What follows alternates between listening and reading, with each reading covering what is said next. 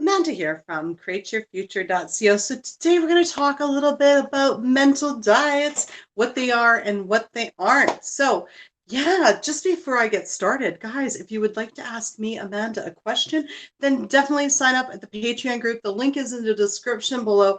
I answer all of your guys' questions there. I do not offer coaching. I offer answering questions at the Patreon group. All the coaching is done by my team of coaches. Speaking of which, guys, here's some proof that this stuff does work. The email coaching team is basically our email coaches. They have a success story from one of their clients. They went from their specific person was on a dating site and dating other people, and they made a complete 180, and basically they moved in together, and as well as he's mentioned marriage, and asked if he proposed, if she would say yes. Like, love it. So guys, email coaching is available, link in the description. As well as one of Erika's clients was having hot and cold behavior. Erika's really good at helping people solve hot and cold behavior concerns. They were seeing each other only once in a while, and the client, she was feeling used. So basically she created intentions and changed her mental diet, and it went to seeing each other every day and talking about a commitment. And yeah, you've heard me right, she's manifesting her lover. So yeah, two amazing successes. So guys, we know that this works. Our clients are getting success every single day. So definitely check out the link in the description below for coaching. So let's talk about mental diets. What are they and what aren't they? Okay. So mental diet, I've heard, in the feedback that, it's about creating intentions and reciting a list of intentions. Well, mental diet's actually a lot more than that. Yes, that is part of a mental diet, is creating intentions and saying those intentions. But another big part of a mental diet is actually catching your inner conversations, as well as checking in with your feelings. Okay. Because, our thoughts create our feelings, which, and then is going to show what shows up in our reality. So things that get overlooked in a mental diet are things like, for instance, texting somebody and then thinking, oh, they're probably going to be busy, and not catching that thought. And then we get the feedback that they're busy.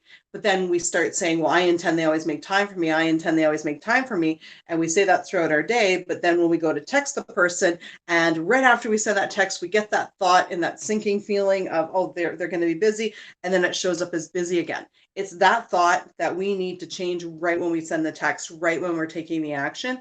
That's what needs to be changed. Okay. And if you listen closely, you can find those in your inner conversations. Okay. Um, another common thing when it comes to our inner conversations that get overlooked in mental diets is things like when you want to manifest a text from somebody, let's say a crush. Okay. And you're like, hey, you know what, I intend my crush to text me. I intend, he always wants to talk to me. He constantly texts me every day, asks me how I'm doing, da da da da da da da. Okay. But then, we say to them, you say, if you were to think, someone say, why don't you text them? Oh, no, I can't. Ooh, it gives me anxiety. When did they reject me? Okay, right there, right? That is actually a block. Okay. So again, we miss that in our mental diet sometimes, right? So we want to clear the air, because if you're scared to text somebody because you're scared to be rejected, right there, you're basically assuming that they're going to reject you. Okay, so now when you say, I intend for them to text me, they're not going to text you, because that whole story isn't clear yet. So again, we need to look into, well, how do you feel about texting them? You get anxiety in your stomach. Okay, why? What's that story? That story needs to change. I'm not saying you need to pick up the phone and text them. Like, I'm not saying that. But you have to be comfortable with the thought, because if you're comfortable with the thought, energetically, you've opened the line. So now they can text you. So the story will look like this. Of course I can text Jerry. I text him all the time, but he always texts me first. Every time I think about texting him, he texts me because he wants to talk to me. I feel comfortable texting him. So do you see where these little areas, little pockets, of thought that may be slipping by you, that we do need to catch, especially if you're not getting any movement in some areas of your life. And you're like, Amanda, look at, you know what? I am reciting my intentions every single day, 10 times a day, but I'm still not getting movement. I remember years ago, and the client gave me permission to share this. She was on a phone call. She got her boyfriend to call her. Well, they were off and on. They were off at the time, but She got him to call. She intended he would call her, and he called her. And then during that phone call, he went on to say how much he loved her, how much he wanted to marry her. He said everything she had scripted out. But as soon as she hung up, she thought, he just said that because he's drunk. And then sure enough, you know what showed up? And she kept doing her intentions, but that thought was so, created a feeling inside of her. She believed it as true, right? Didn't stop it, okay? Let it go. Didn't say, no, no, no. He really meant it, did not counter it in any way. Next morning, guess what? Got a text going, I was drunk. Sorry, I don't know what I said yesterday. Claimed he totally couldn't remember, right? So, and I've done that too. So, what are those? It's all those little tiny moments, say you're in a relationship right now. Okay. Another one that shows up is things like, here we go again. Like, oh, he's going to do it again. He always does this. Oh, gotta watch that. You've got to really stop and interject in those moments. And sometimes those moments happen when you're just driving down the road, or you're like walking through, walking home, or you're like doing the dishes. Maybe sometimes you need to physically stop yourself to get a hold of those thoughts. But in those moments, you really need to start directing your thoughts. You need to intercept in those, okay? To really be successful at this, you have to change the situation, okay? So when you think about the thing that you want to manifest, you actually feel neutral, natural about it, okay? You feel that is the absence of anxiety. That's the absence of nervousness. That's the absence of, okay, you want to get to the most neutral place possible when you think about it. Now, don't get me wrong. You can still manifest a relationship and have a little bit of nervousness, anxiousness, excitement about it. That's fine. But you want to get to where you've eliminated most of it to have it start coming through, because you only really need like 60% here, right? To start seeing stuff start shining through. And once you start getting that stuff shining through, those partial manifestations, you got to make that mean that this is working and the whole thing's coming, and through the law of assumption, you'll get the rest. So really what we're saying with your mental diet isn't about just, reciting intentions 1, 2, 3 times a day.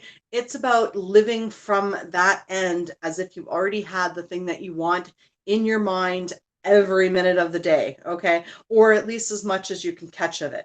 And if you say, Amanda, look at, you know what? I just don't know what I'm thinking. That's fine. Start intending. I intend to know what I'm thinking. I intend to hear my thoughts. I intend to catch my thoughts. I intend it to be easy to do a mental diet. Now, there is one other thing that you can do is you can check in with your feelings, okay? If you're, say, for instance, going to, school where your crush is, and you all of a sudden feel nervous that you're going to see him in class, you got to check in. Why are you feeling anxious? Why are you feeling nervous? You've got to get in there, and you've got to break down that story, and you've got to take another look at it and change that narrative. Okay. So yeah. So what you want to do, just to recap, guys, okay, is you want to start catching your thoughts more than just, reading intentions a few times in a day. You really want to get on top of your thoughts during the day. You want to check in with your feelings, okay? If you can't hear your thoughts, create intentions that you always hear your thoughts, okay? And trust me, if you actually consciously create your day like this, going, okay, you know what? I'm about, to catch the bus to work. And then you think, oh, the bus is always late and then it's going to be packed. Okay, you stop yourself right there and you say, no, the bus is going to be on time and it's going to be empty. And you create it like that. So you consciously create what you want to see going through your day. And, rather than just letting it go on autopilot. And you'll see that as you do that, you will start shifting your reality and you'll start to make those thoughts a habit. Okay. Guys, you guys are absolutely amazing. So thanks for being here. Thank you for liking, commenting, sharing, and subscribing. And like I said, guys, we are getting so much success. If you would like email coaching, it is the links in the description, as well as the link for all the coaches, including Erika, is in the description below. And yeah, if you would like to ask me a question, then we'll see you over on the Patreon group. We'll see you in the next video. Goodbye.